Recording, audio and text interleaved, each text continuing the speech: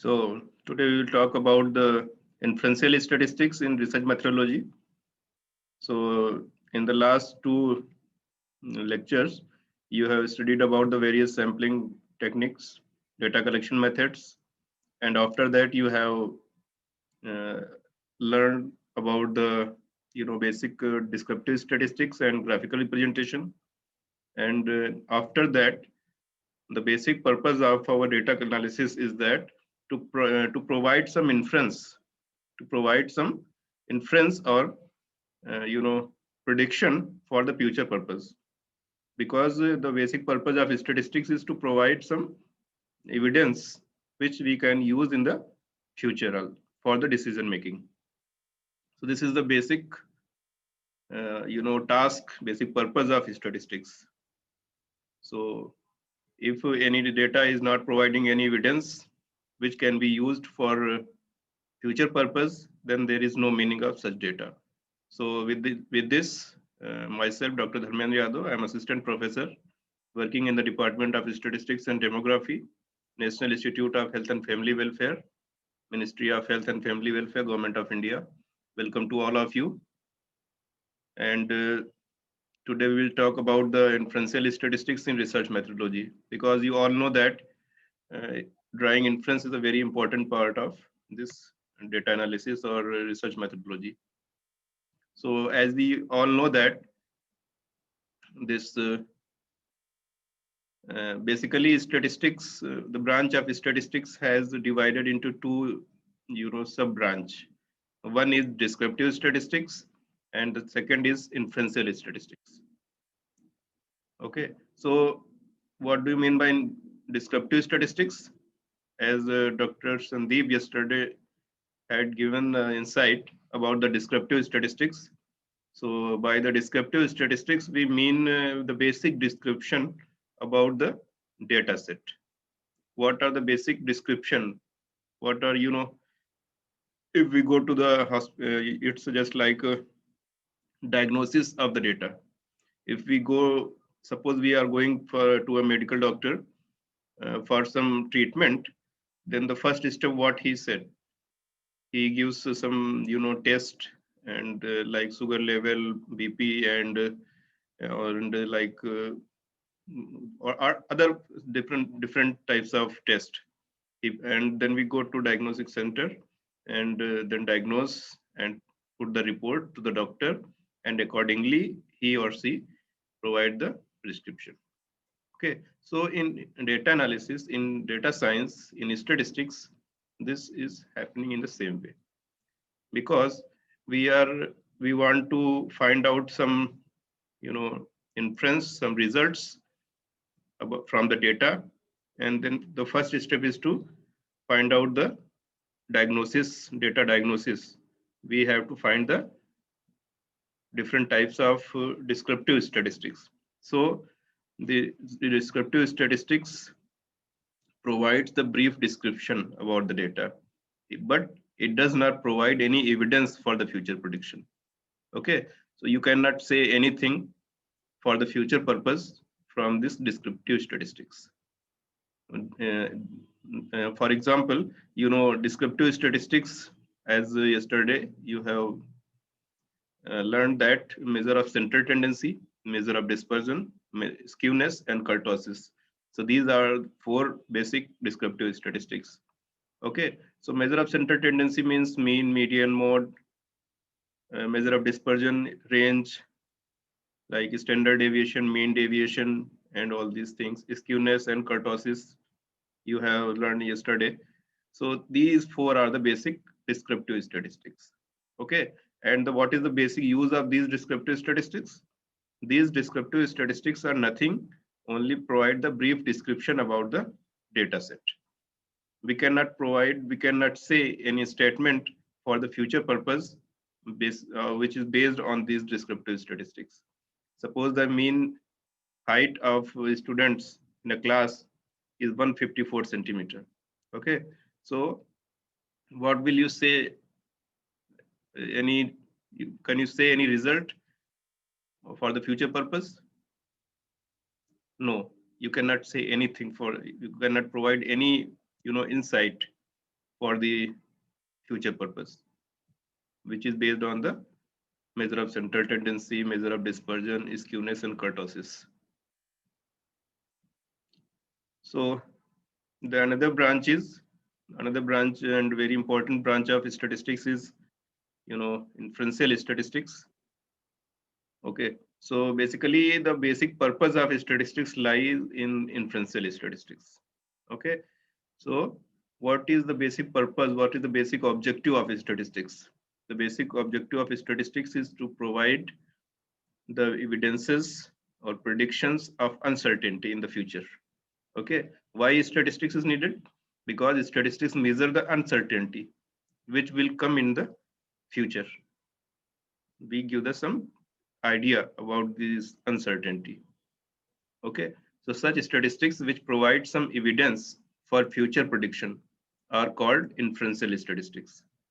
If we can give some insights, we can provide some evidence, we can provide some results for which can be used for the future prediction, that the average height of this one this purpose is that average height of this particular student of this class is that, then what will be the next class, what will be the future height of another students. So if we can predict such type of statement, then this comes under the inferential statistics. Okay, not so this is the basic difference between descriptive statistics and inferential statistics. So inferential statistics basically deals with two sub branches. One is estimation and second is testing of hypothesis. Okay, I'm just for this I'm just giving an example. Suppose I'm living in Delhi and we want to find out what is the average salary, average income of people of Delhi. Okay, so how can we measure that? We have two options. Either we can make the complete enumeration, we can ask every person's income and we write down. Okay, this is the one way. And the second way is, if it is given that the average height of average income of Delhi people is 50,000 per month.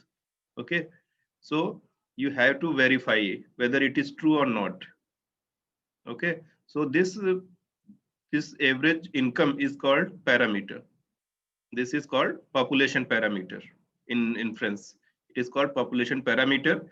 Sometimes it is known to us and sometimes it is unknown to us. So if it is unknown to us, it is not given to us. Just like what is the average income of Delhi people, we don't know. Okay, so that will come under the estimation. We will estimate it. Okay, and second, there is a statement that the average income of Delhi people is 50,000 per month. It is a statement, it is a hypothesis, and you have to verify it, whether this hypothesis is true or not. Okay, so it comes under the testing of hypothesis. So when our population parameter is unknown to us, it is not given to us, then we will go for the estimation. And if it is given to us, just like average income of Delhi people is 50,000, so this comes under the testing of hypothesis. We have to test this hypothesis, whether this hypothesis or statement is true or not. So basically we will deal with this testing of hypothesis in our medical and social science studies. It is given to us and we have to verify it. So I am sure that you all know about the data. As I have told this, the collection of some facts, some observations about some phenomena is called a data. So it's a raw material. It's just like a facts. Okay, suppose we collect the observations on the weights of MD first year students. Okay, and we take the observations. What is the student? What is the first weight of first student, second students, and like that. And this data is called this collection of facts or observations is called data. What is the data? Data of weights of MD first year students. Okay, and after processing, when we make some, summary, we make some corrections, we can make some tabulation, then this process is called processing, data processing. Okay, so after processing, this becomes information, useful information. So after data processing, data becomes information. Otherwise, it's a raw material. It's a collection of facts only.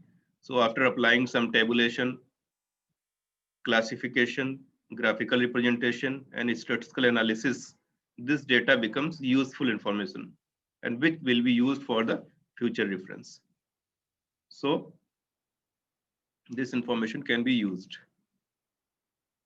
So as you all know that there are two types of data, primary data and secondary data, as Dr. Brajesh told in the first day, second day, that there are two types of data. One is primary data and second is secondary data. So what is the primary data?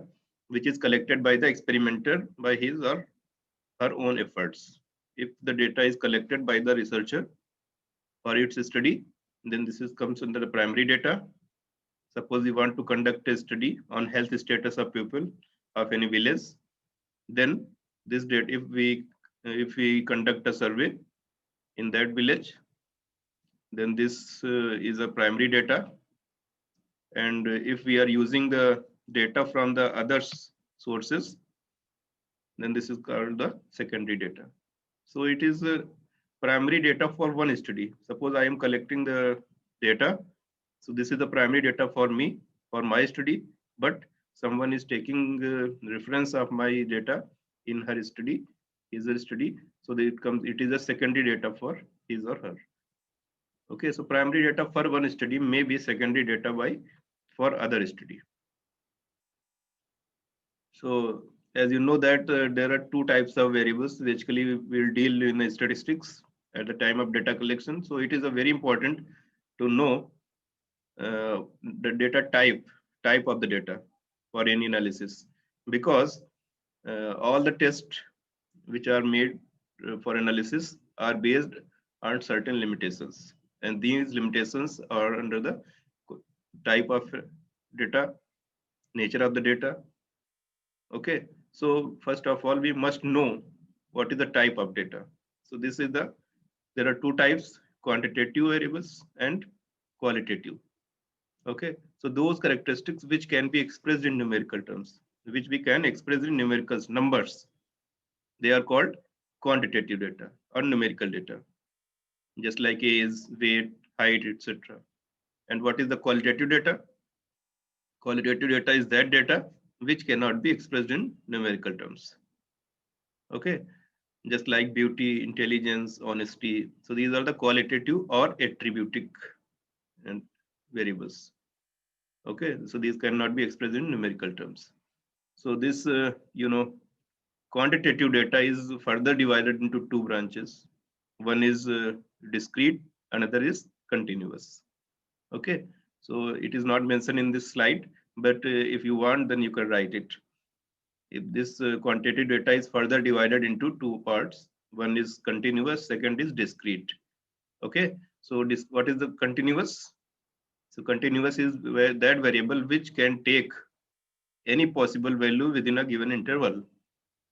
Suppose we have given an interval from 20 to 50, then it will take each possible value like 20.5, 20.6, and 20 and 50, 49.5. So it will take the integer as well as fractional values, just like age. So age may be 55 years, 55.6, 55 years, 6 months, and like that. Weight, it will be 62.4. So it will take all possible values within a given interval. This is called continuous data, like age, weight, height. And what is the discrete data? Discrete data can be counted rather than measured. Okay, they can be counted, like number of patients, number of students. So these are comes under the discrete variable. So this quantitative data is further divided into continuous and discrete. What is the continuous? Continuous can take any possible values within a given interval. Okay, but what is the discrete? Discrete can take only the integer values. It will not take the fractional values because it is counted rather than measured. Okay, this is the brief about the data types. Okay, now we become for the statistical inference, today's topic. So what is basically statistical inference? Inference means some conclusions, okay, results, predictions for the future purpose.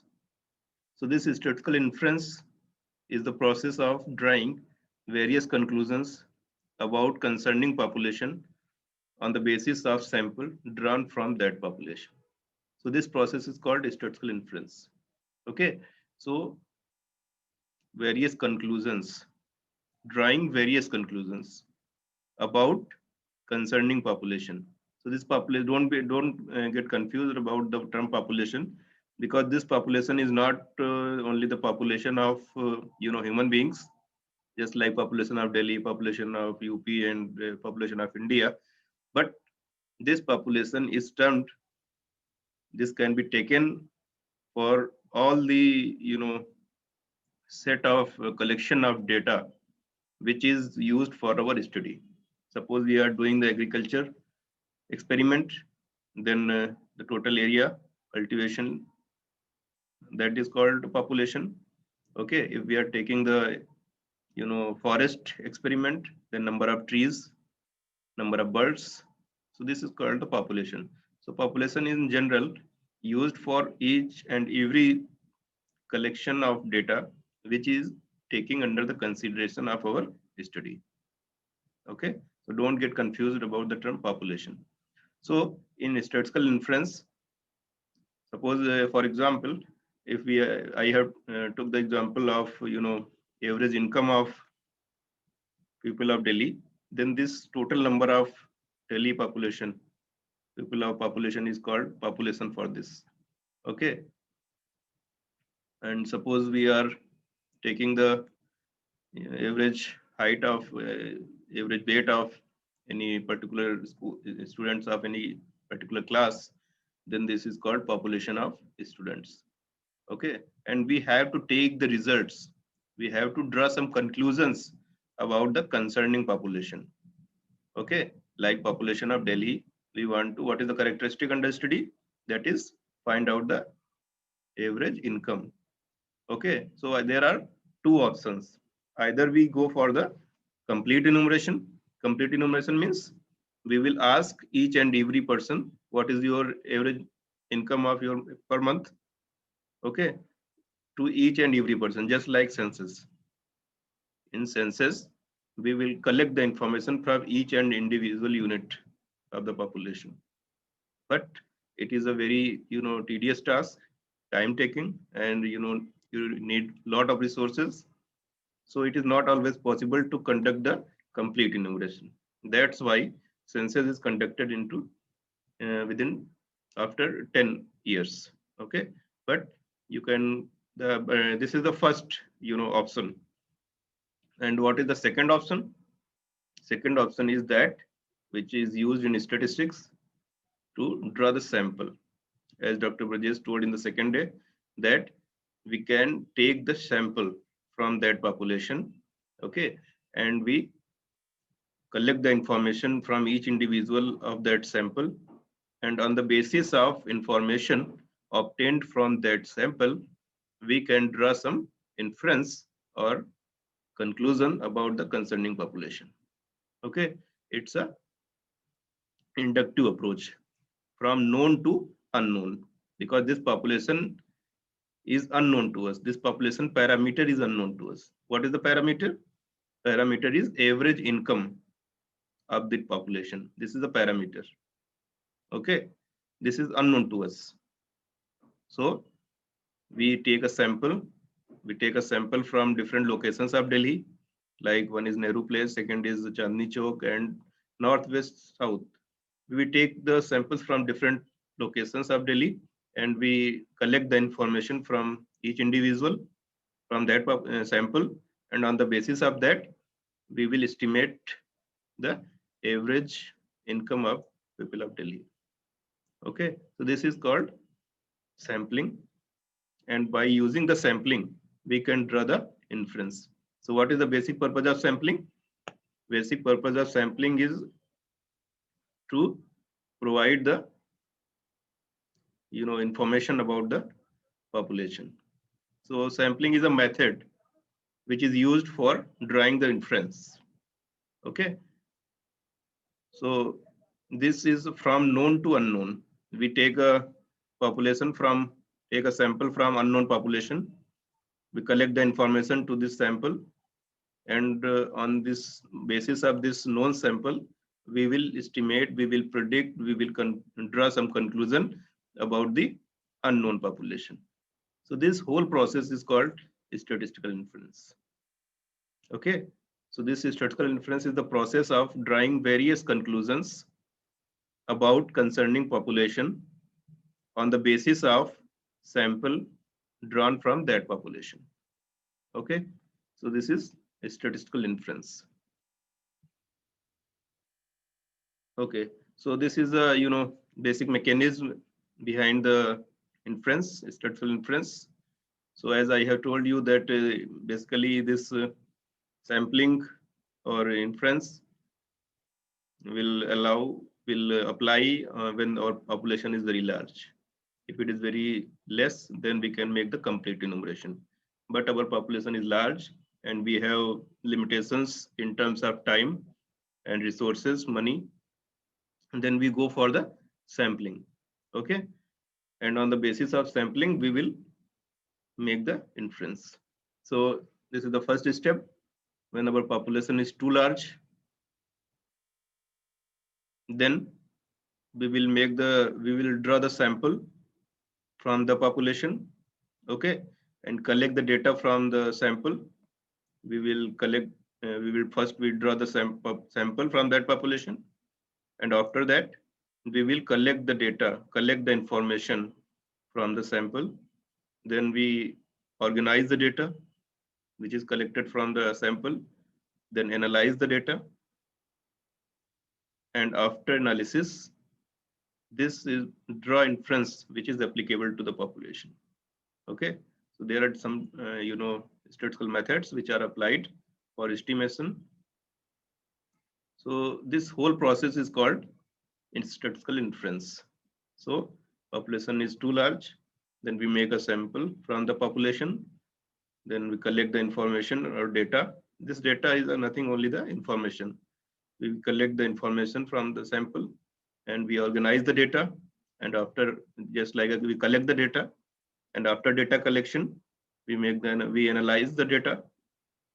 Okay, we make some statistical tools, and after that we will draw some conclusions, inference about that population. Okay, so this whole process is called statistical inference. So as I have told you, these are the basic terminology which are used in statistical inference. One is the first most important is population. As I have told you, that don't be confused with the term of population. It is used for each and every set of aggregate items, not for the human being only. So a set of aggregate items is called population, which is used for study. Population may be, what will be the population? This population may be group of persons, group of plants. If we are taking any agriculture experiments or forest experiments, then it is a group of animals if we are dealing that type of study, and birds. So it all depends on the type of your study. So this is a group of elements, group of items which are included in our study. Okay, this is a set of aggregate items. What is the sample? Sample is nothing, only a part of that population which is taken in a specified manner and which is true representative of population, that is called a sample. What is the part of population and taken in a specified manner. What is this specified manner? This is nothing, only the sampling technique. That what is the how you can draw the sample from the population. You can use the simple random sampling, you can use the systematic sampling, you can use the stratified sampling, purpose sampling. So many statistical sampling techniques are there, as Dr. Burgess have told you. So this is a specified manner. Okay, so with this specified manner, we have take the part, draw the some part of the population, that is called sample. Okay, so what is the parameter? I have told you the parameter is nothing. Parameter is anything. Parameter is everything in statistics.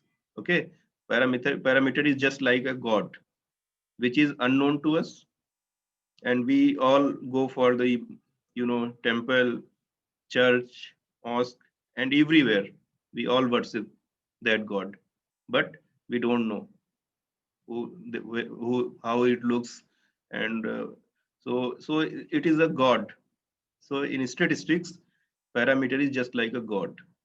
Every method, every statistical technique is you know moving around this parameter. So this parameter is maybe known to us or unknown to us, as I have told you. What is a just like what is the parameter in our example? Average income of Delhi people. So this average income is a parameter. Okay, it is a parameter, and we want to make the information inference about this parameter. So this parameter may be unknown or known to us. If it is unknown, then we will find it or estimate it. Then this process is called estimation. Okay, suppose we are not given the average income of the Delhi people, then we will find it. Okay, and suppose it is given to us that there is an experiment, there is a statement that the average income of Delhi people is 50,000 per month. Okay, so this is a statement, and this parameter is given to us. Now we have to verify it. We have to test it. This is called a testing of hypothesis. So mostly in our research, we will use the testing of hypothesis, because with some type of we are conducting a study. We have collected the data. We have a data set, just like a sample. Okay, and on the basis of that data, we have to verify a certain result, certain statement. That is testing of hypothesis. Okay, so what is statistic? Statistics is nothing, only a sample version of parameter. So anything which is used for the population is called parameter, and the same way anything which is used for the sample is called statistic. So it is a function of sample values called the statistic. So for example, parameter is population mean, population median, population variance, population correlation coefficient. So anything which is associated with the population is called parameter, and anything which is associated with sample is called statistic. Any function, just like sample mean, sample median, sample variance. Okay, and on the basis of this sample mean, sample median, we go estimate the population parameter. So statistics is a tool. Statistic is a tool to estimate the parameter. On the basis of this statistic, we will draw the inference about the parameter. And what is the estimator? Estimator is that statistic which is used for the estimation. Okay, just like if sample mean is used to estimate the population mean, then sample mean is called estimator. Why it is called estimator? Because this sample mean is a statistic, and this is used for the estimation for the population mean parameter. So this is called estimator. This sample mean is a estimator for the population mean. I know it is a little bit difficult to understand in the first class, but at least you have an idea about these terms. What is the sample mean, population mean? because this is not always easy to understand that which statistical tool, which type of descriptive statistics or population parameter will be used for which type of data. So for example, I am talking about the average income of the Delhi people. Then which type of population parameter will be used? Can anybody say? Can anybody tell me which type of statistical tool parameter will be used through the chat box? If we want to collect the data on the average income, then which will be which measure of central tendency will be used?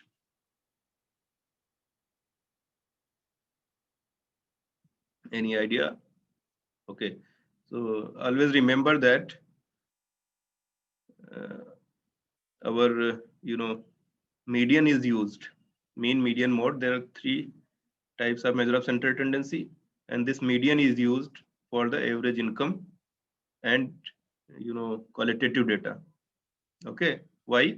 Because this is not affected by the extreme values, because it is possible that if we are collecting the information on the income, then there will be there a person whose income is 50,000.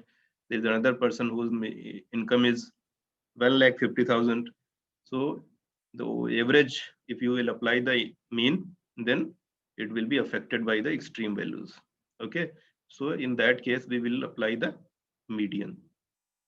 So it is always said that median age, median income, median salary, and another example is that when our data is qualitative in nature. Okay, suppose I want to find out the most intelligent participant of my class. So how can we find out? We will apply the median for that. Okay, so median is applied in two cases. One, to find the when extreme values are possible, just like average income, saved salary, and second, when our data is qualitative. Okay, so we will apply, this is called a population parameter. So these are basic terms. And what is the estimate? Estimate is nothing, only the particular value of estimator. Like what is the estimator? Suppose sample mean is used to estimate the population parameter. Okay, so this sample mean is a statistic, and it is used as since it is used for the estimation. So this particular value of sample mean is called estimate. So these are the estimates. Suppose we have a sample 1, 2, 3, 4, 5. Then the estimator sample mean is estimator for the population mean, and its mean sample mean will be 3. So this particular 3 value is called estimate. Okay. Okay. Now we will go for the testing of hypothesis, because in our any research, whether it may be social science research, is medical research, any research, testing of hypothesis to draw the hypothesis is a very important part of your research. What will be your hypothesis? What will be the null hypothesis? How you can make the alternate hypothesis? Okay, it is a very, very important component of your research. Because suppose we collect the data, we analyze the data. Okay, so depends which type of statistical tool will be applied on your data during the analysis. It depends on the testing of hypothesis. Your hypothesis. What is your null hypothesis? Okay. So in this class, I will briefly tell you that how to formulate the null hypothesis, alternate hypothesis, and then how you can make the results. Okay. So what is the testing of hypothesis? Testing of hypothesis, I have told you, when it is used, when our population parameter is known or given to us. Okay, then this population parameter, what is the population parameter? Just like average income of the Delhi people is given to us. It is a population parameter, and it is given to us that the average income of the Delhi people is 50,000. It is given to us. Okay, now you have to verify it, whether it is true or not. Okay, So this is a hypothesis. Now, on the basis of certain data which you will collect from the population, you have to verify whether your data is supporting this hypothesis or not. Okay, so testing of hypothesis results are always on the basis of provided data, collected data. Okay, it's not absolute in each terms. It depends on the collected data, from where you have collected the data. So as a statistician, we never go for the absolute things. We will always provide the results under the conditions that as your data is providing.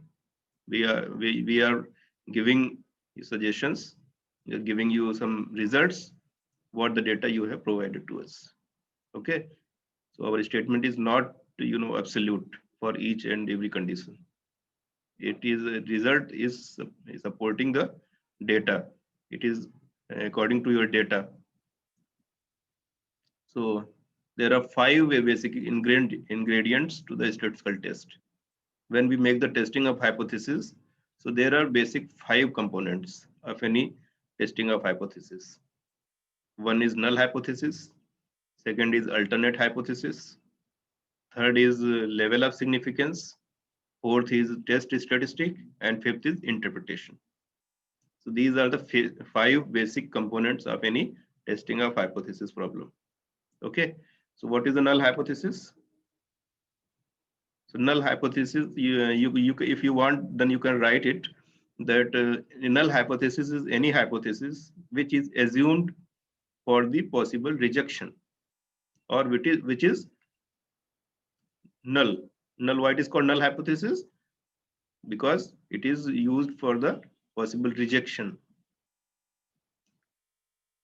Suppose I have a problem that we want to test whether the average marks of male and female are equal or not.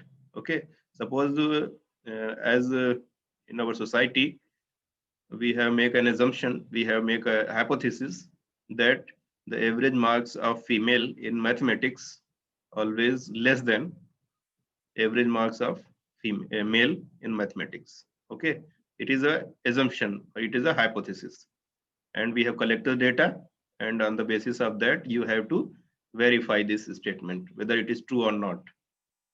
Okay, so how can we make the null hypothesis?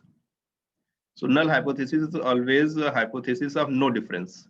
Always remember that you have to make the null hypothesis in such a way that it is neither supporting nor supporting or opposing your hypothesis.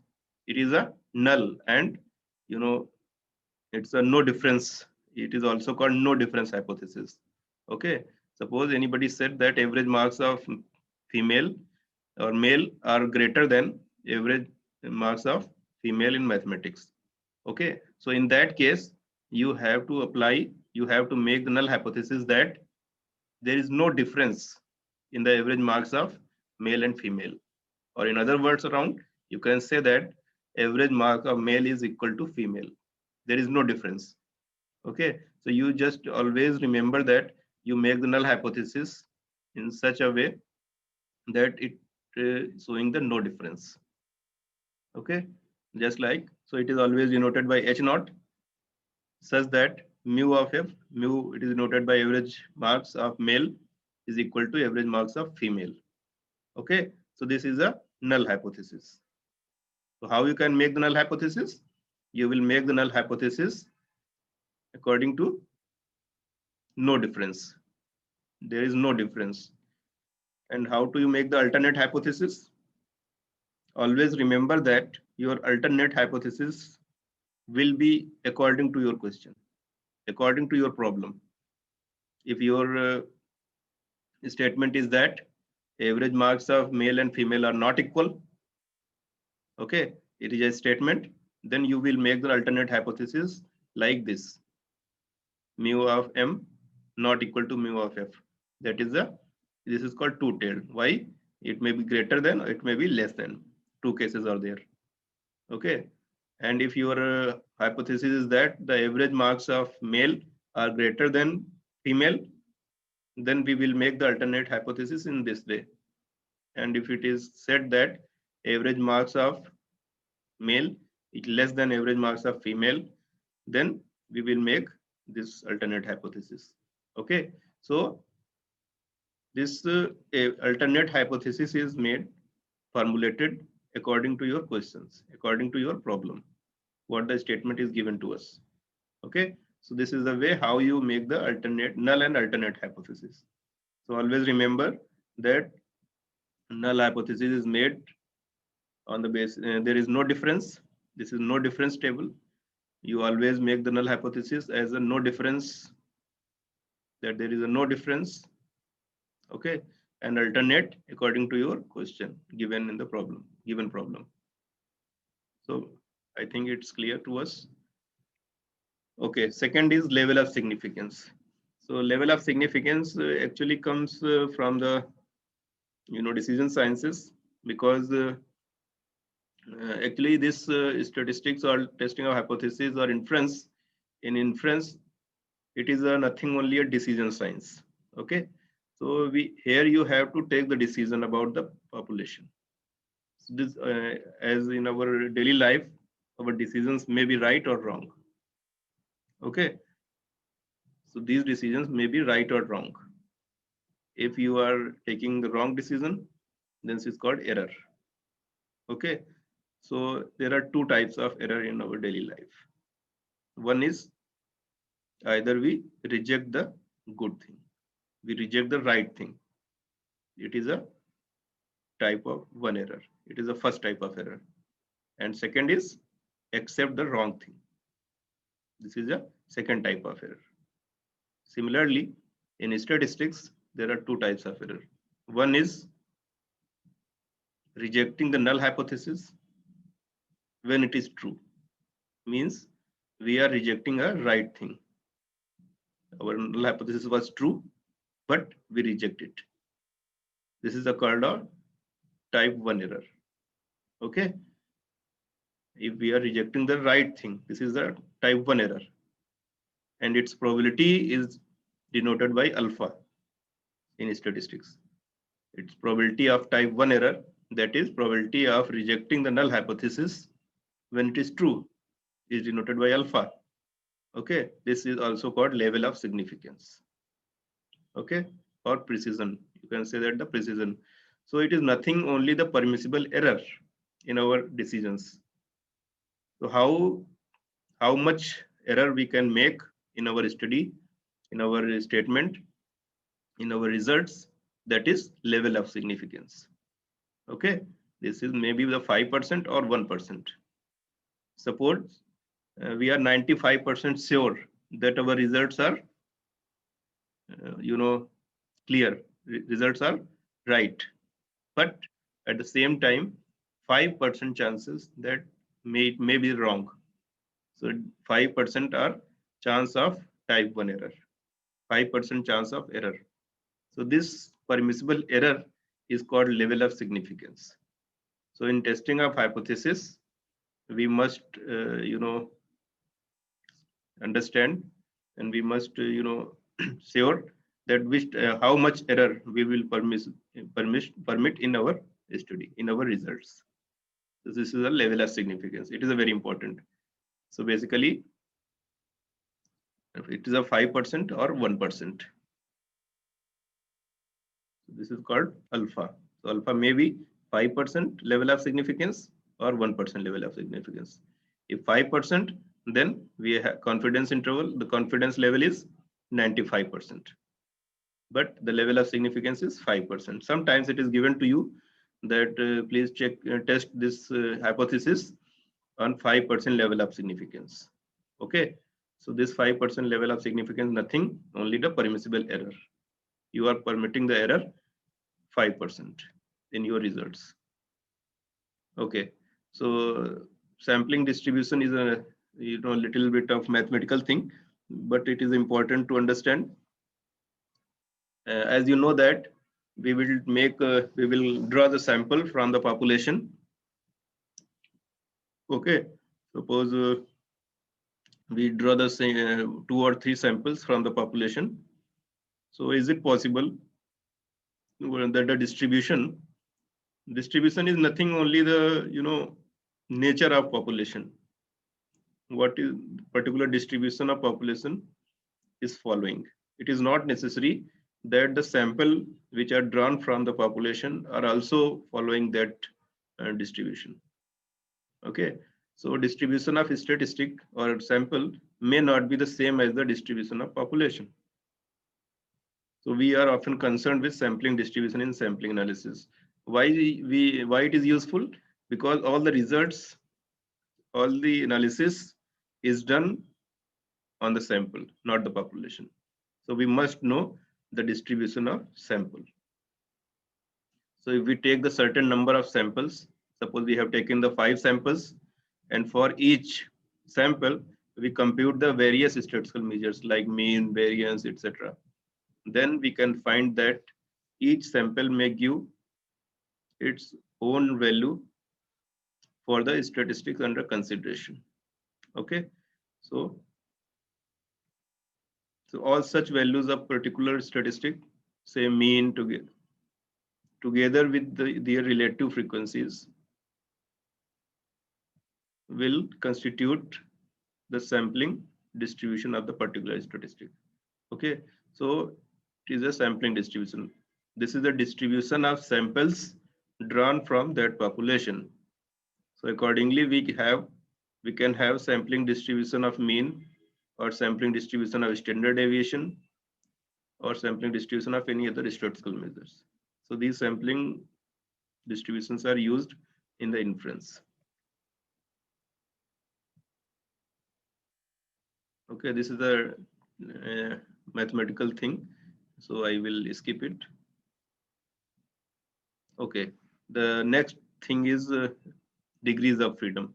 It's a very important thing, because degrees of freedom, we will find out the tabulated value of a particular statistic on a particular degrees of freedom.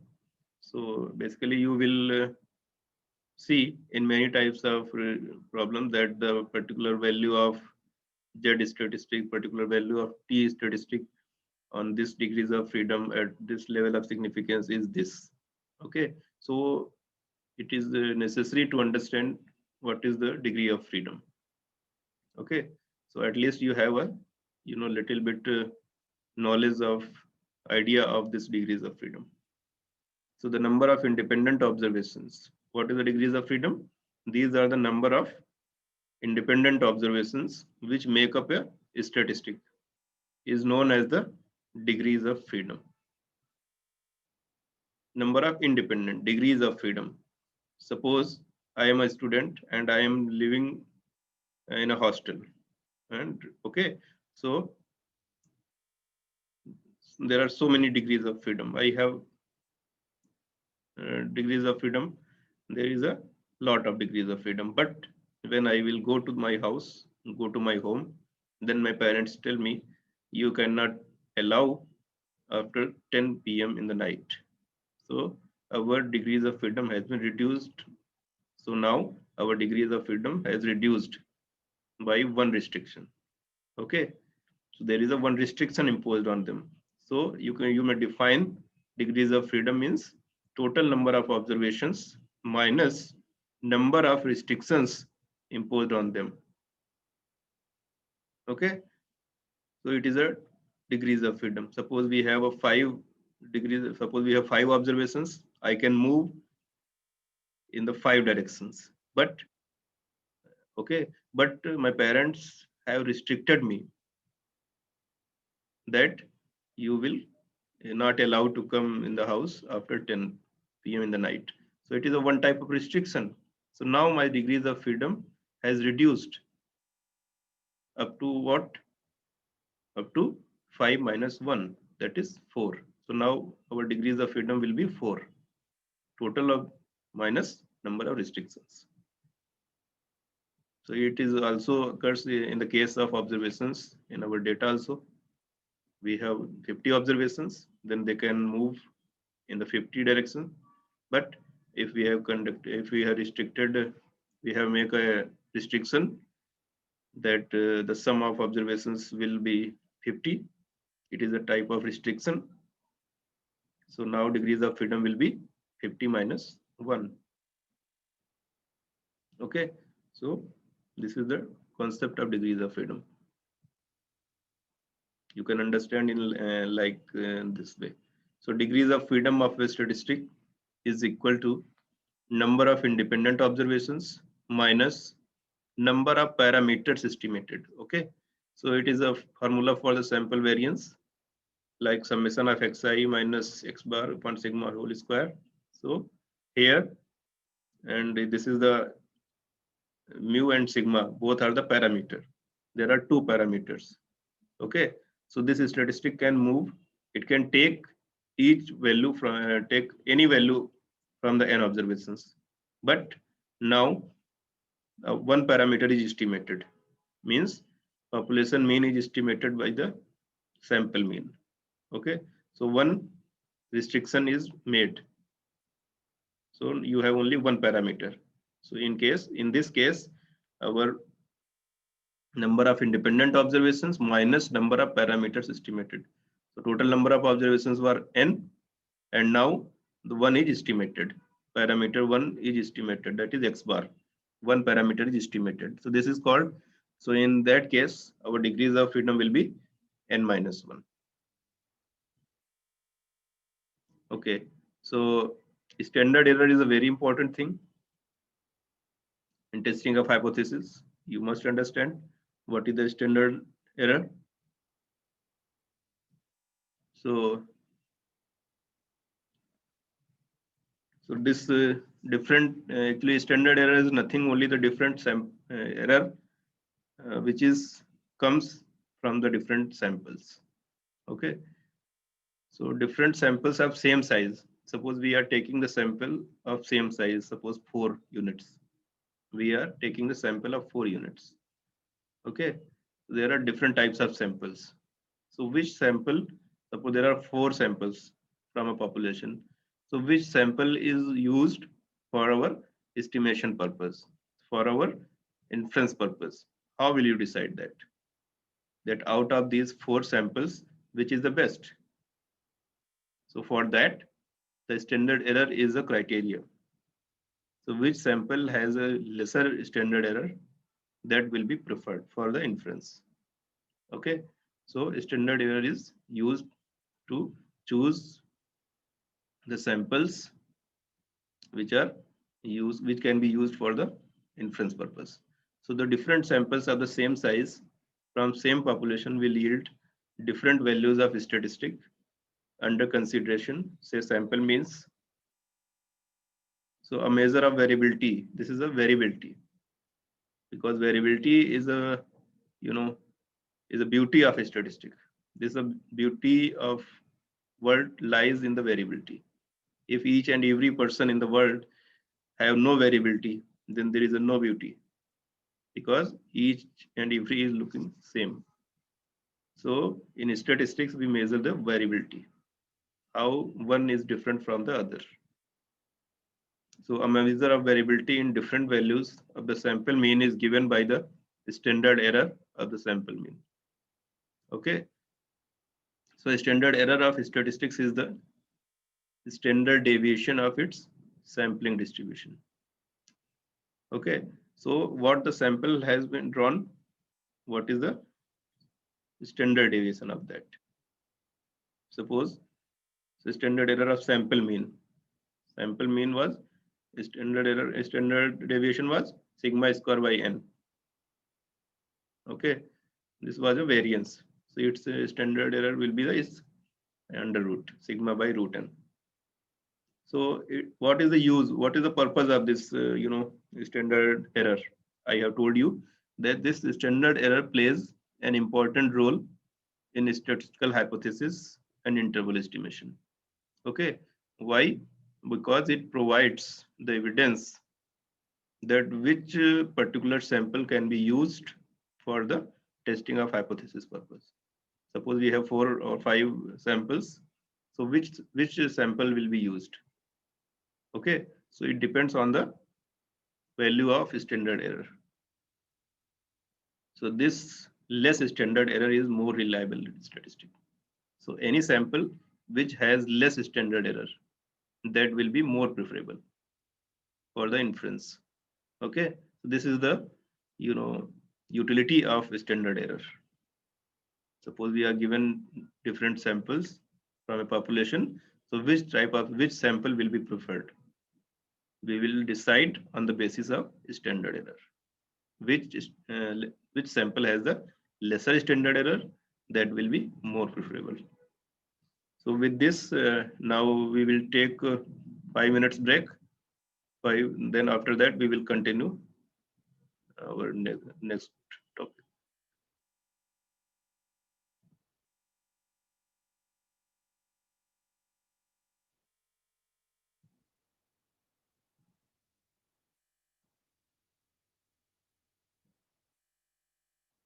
So if any doubt, then you can write in the chat box.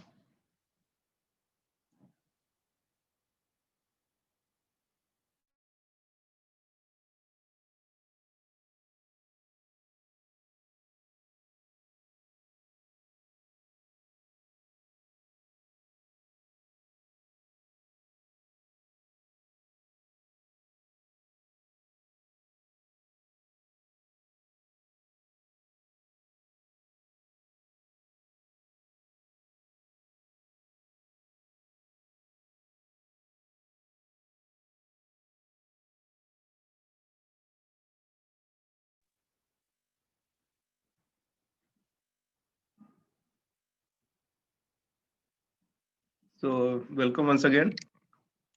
Today we are talking about testing of hypothesis.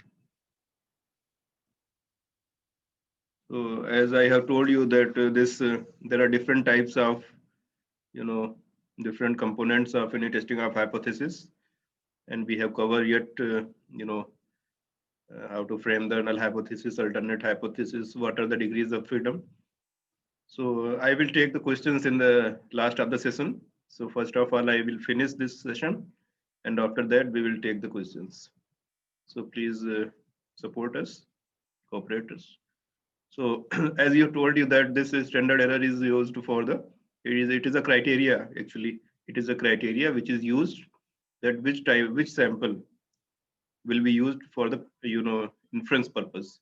Because suppose we have more than we have different types of samples from a population, then which sample will be used as a statistic, as an estimator, that is decided on the basis of standard error. So which sample has less standard error, that will be more preferable. So what is the test statistics? It's a next component, next ingredients of testing of hypothesis. So which type of test will be used in our testing of hypothesis? Which statistic will be used? Okay, so that depends on the nature of the data. Always remember that there are two ways to decide to apply the any test. One is type of data. Second, what is the purpose of your data, purpose of your study, what you want to study, what do you want to study. Like if you want to test the mean, okay, so it is a basic one thing. Second, what is the type of your data, what is the nature of your data, if it is normal. Okay, so if your data is normal, and if you want to test single or paired mean, then difference of mean, then you will apply the t-test or z-test. Okay, so it is a one thing. Okay, so next thing is, if your data is normal, if your data is not normal and you want to test the mean, then you go for the alternate non-parametric hypothesis, non-parametric test. So it is a very important to diagnose the data before applying any test. Okay, whether your data is normal or not. So on the basis of that, you will decide which statistical test will be used for your analysis. So this test statistic is a statistic or quantity derived from the sample, which is used in statistical hypothesis. Like sample mean. So this sample mean is derived from the sample, and it is used for the inference, for the testing of hypothesis. So this is called test statistic. Sample mean, sample median, anything which is derived from the sample, any statistic. So a sample test, a hypothesis test is typically specified in terms of a test statistic considered as a numerical summary of dataset that reduces the data to one value that can be used to perform the hypothesis. Okay, actually the that test statistic can decide how much data, how much data is supporting your hypothesis. So actually this value of test statistic will decide whether you accept the null hypothesis or reject your hypothesis. So it's a very important component. Okay, so how we can decide, how we can take the decision? Manually, if we are doing the analysis manually, okay, then we will take the calculated value and tabulated value. They will go take see the calculated value. What is the calculated value? Suppose we are calculating the t statistic, like x bar minus mu upon sigma root n, like that.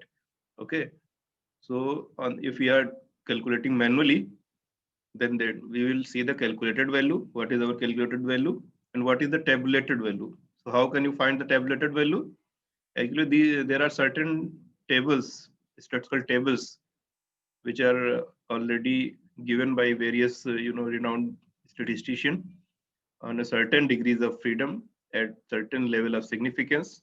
There are certain values of any statistic, so you can take the value from that tables. This is called tabulated value. But if you are doing the manual calculation, manual analysis, okay, then you will compare whether if your calculated value is less than tabulated value, then you will accept the null hypothesis. It is a decision. If calculated value is less than tabulated value, then we will accept the null hypothesis. And if calculated value is greater, then we will reject the null hypothesis. Okay, but it is used when you are doing manual analysis. But at this time, present time, there are so many softwares like SPSS, R, and many type, Strata. So different types of statistical softwares are available in which you can do the analysis very quickly. Okay, so in that case, there is a concept of p-value. Okay, so in softwares, there is a concept of p-value. There is no tabulated value available in the softwares. Okay, so you must know about the value, p-value. You must know about the concept of p-value for our software purpose, because I think everyone is using software for its data analysis. So on the basis of p-value, we will decide whether we accept or reject the null hypothesis. So I will go a little bit, detail what is the p-value. P-value is nothing. It is used for the probability value. It is a probability value. What is the probability value? It is the probability of accepting the null hypothesis. You can write down p-value is nothing, only the probability value, and it is a probability of accepting the null hypothesis under the assumption that it is true. Okay, so this is a p-value. P-value is nothing, only the probability of accepting the null hypothesis under the assumption that it is true. ये true है और इसे हम accept कर रहे हैं. इस चीज की p-value ये चीज बताती है. P-value tells about that what is the probability of accepting null hypothesis under the assumption that it is true. Okay, so on the basis of p-values, So always remember that as much as p value will be higher, there is high chance of accepting the null hypothesis, because it is supporting the null hypothesis.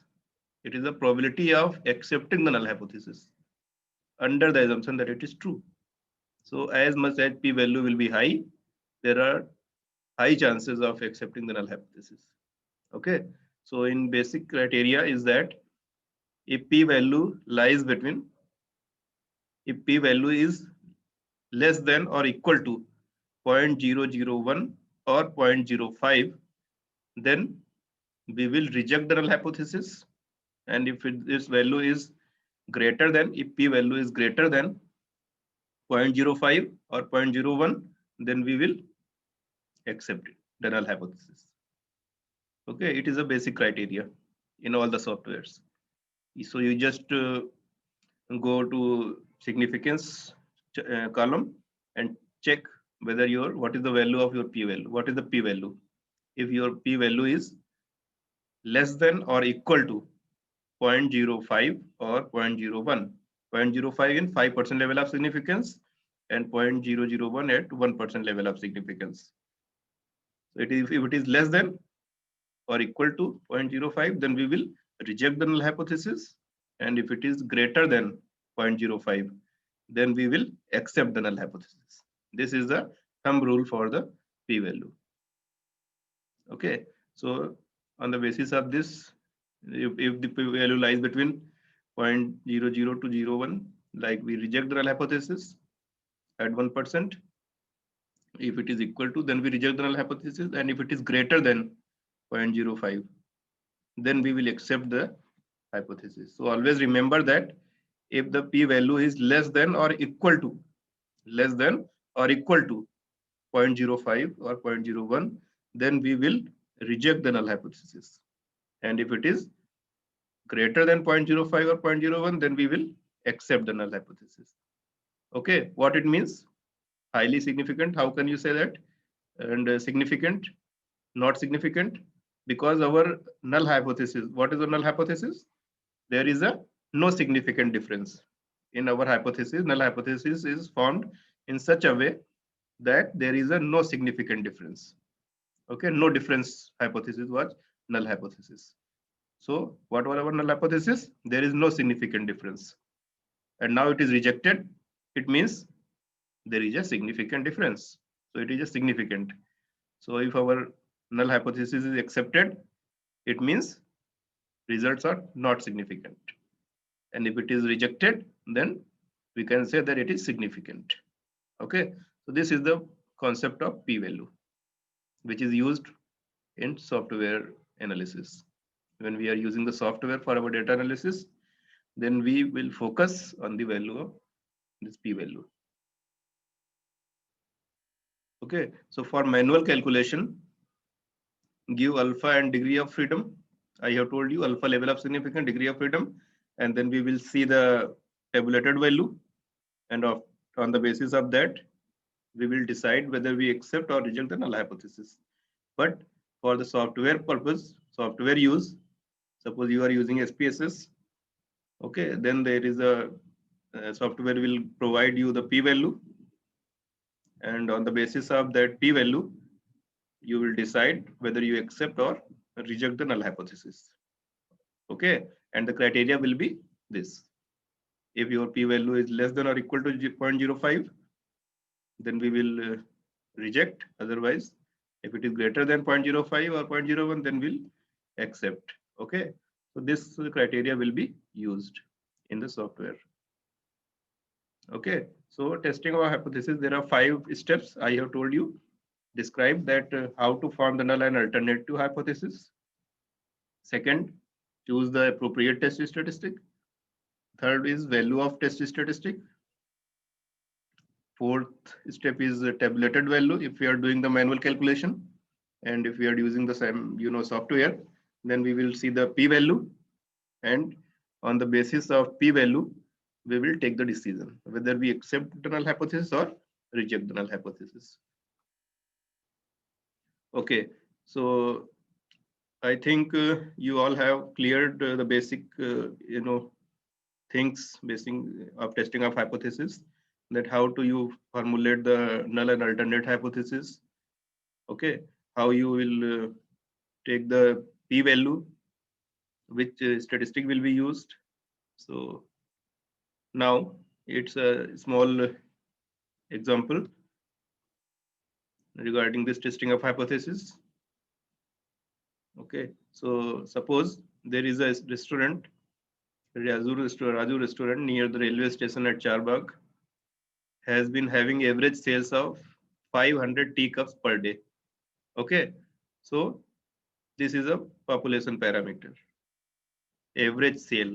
Average sale is nothing, only the parameter which is given to us.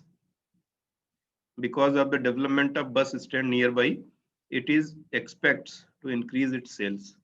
Okay, so because of development bus stand nearby railway station, it is assumed, it is an assumption, it is a hypothesis that its increase, its sale has increased. It is assumption, it is a hypothesis, and now you have to verify whether this assumption, whether this hypothesis is true or not. Okay, so during the first 12 days after the start of the bus stand, the daily sales were as under, like this: 550 cups, 570 cups, second day 490 cups. So this is a data. It is a data, it is observations of 12 days. And on the basis of these observations, you have to verify, you have to test the hypothesis that the average sale of this restaurant has been increased. Okay, so on the basis of this sample information, can one conclude that Raju restaurant's sales have increased, and use the 5% level of significance. Okay, so permissible error is 5%. We can permit the error 5%, that is alpha. So this 5% is nothing, only the alpha. Okay, have you cleared this problem? How you can formulate the, what is the parameter, what is the observations are given here. So now we will go for like this. So this problem can be solved in these steps. The first step will be formation of null and alternate hypothesis. Okay, so how we can make the null and alternate hypothesis in this case, in this problem. Okay, so here it is given that average sale of tea was 500 cups per day. It is given to us. So parameter is given here. So population parameter, what will be the? It will be 500. That is population mean. So our population mean is 500. We have to test whether it is true or not on the basis of given sample. Okay, so it is given to us that the average sale is 500 cups per day, and you have to verify whether its sales have increased or not. Okay, so how will you formulate the null hypothesis? I have told you that we will make the null hypothesis of no difference. So null hypothesis is always made no difference.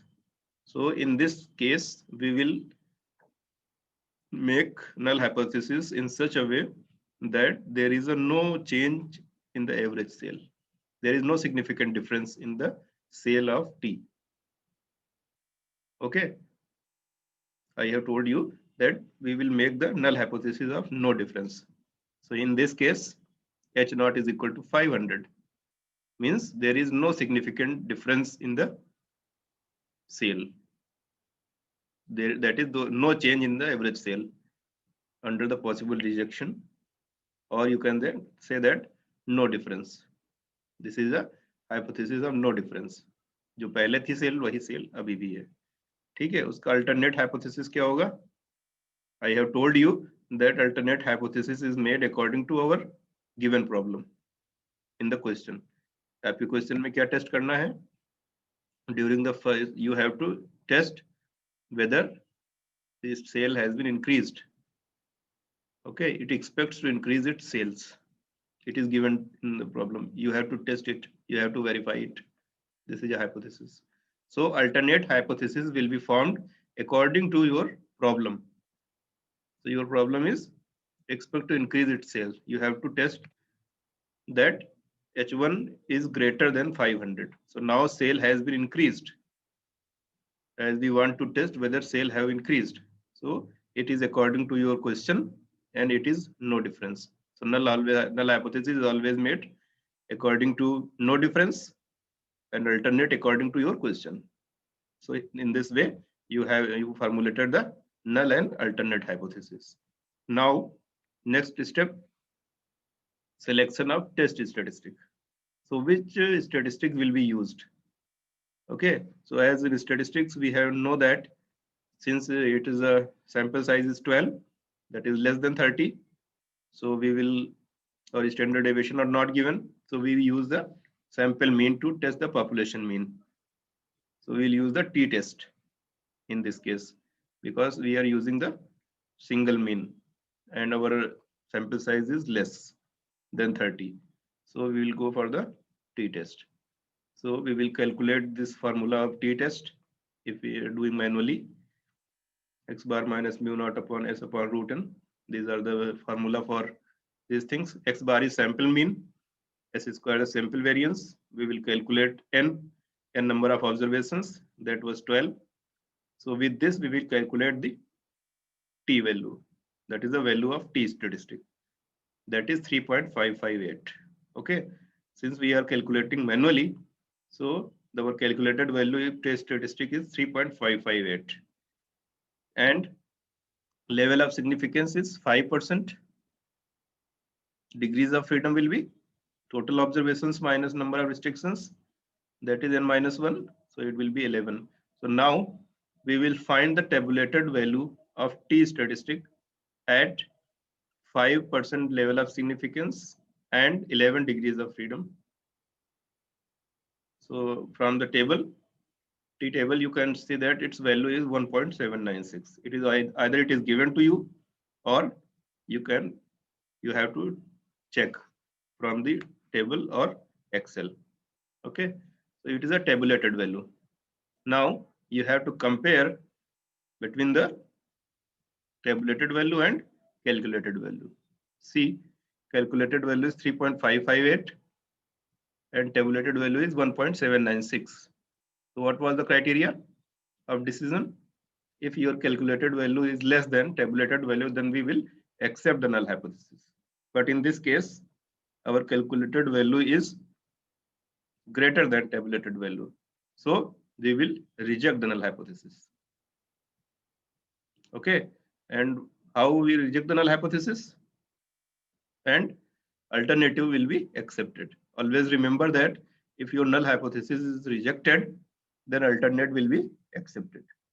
Okay, so calculated value is greater than tabulated, so we will reject the null hypothesis. And what was the null hypothesis? That there is a no difference, there is no change in the average sale, and it is rejected. It means alternate will be accepted.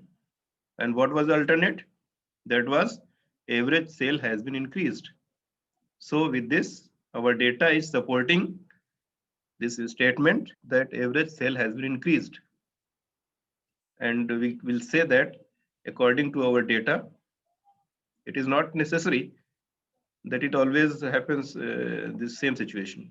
Okay, since your data is supporting this thing, so on the basis of your data, you can say that average sale has been increased. So with this testing of hypothesis, this has been completed. If you have any doubt, then you can ask me and I will see the chat box.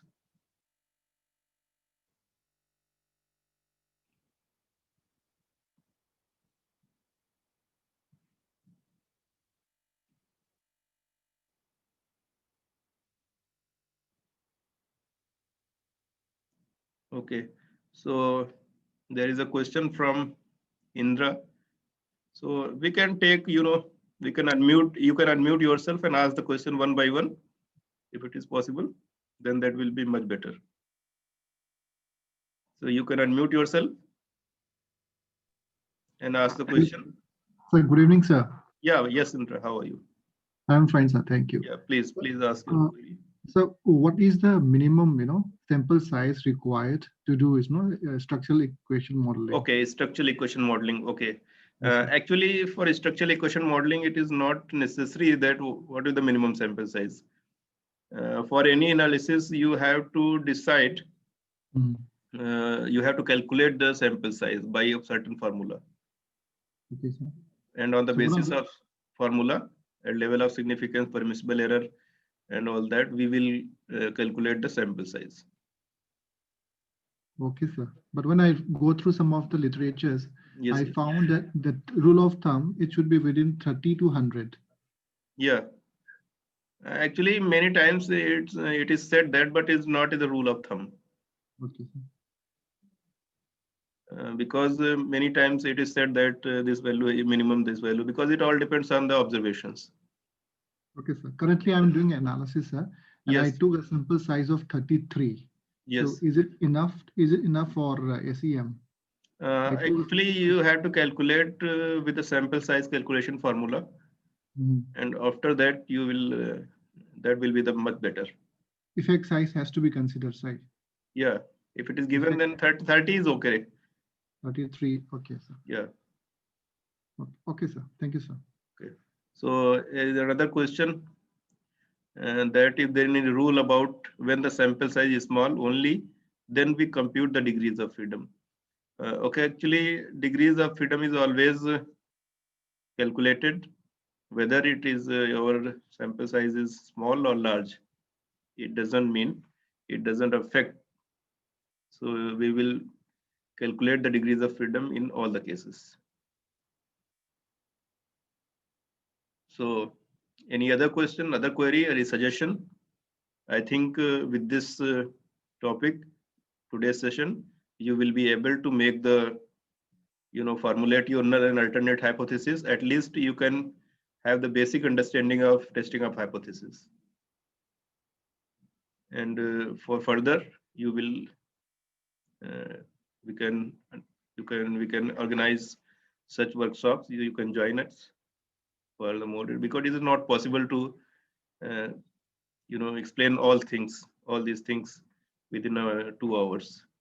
So we will give the basic idea of testing our hypothesis. Because so any doubt, anything, any suggestion, you are most welcome.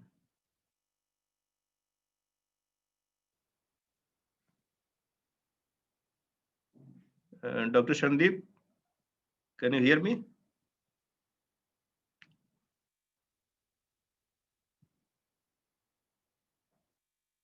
So any suggestion from your side? Yeah. Yes, sir. Yes. Any suggestion from your side? Or okay. So there is a question. Yeah, there is a question that should we make the hypothesis in research proposal to be submitted for PhD, or we make it afterwards? Okay. Actually, it is always better to formulate the alternate null hypothesis after the collection of data. Okay. So it depends on the purpose or objective of your analysis data, or what is the purpose of your study, what you want. So it is a little bit hurry to make the hypothesis in the research proposal. But your objective will be clear. What will you done? What will you do in your thesis? And accordingly, you collect the data, and on the basis of data, you will apply the testing of hypothesis.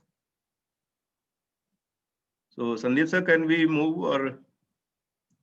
Yes. Sure, sir.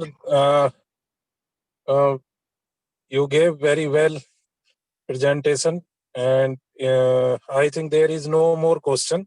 So yes, thank you, Dharmen sir.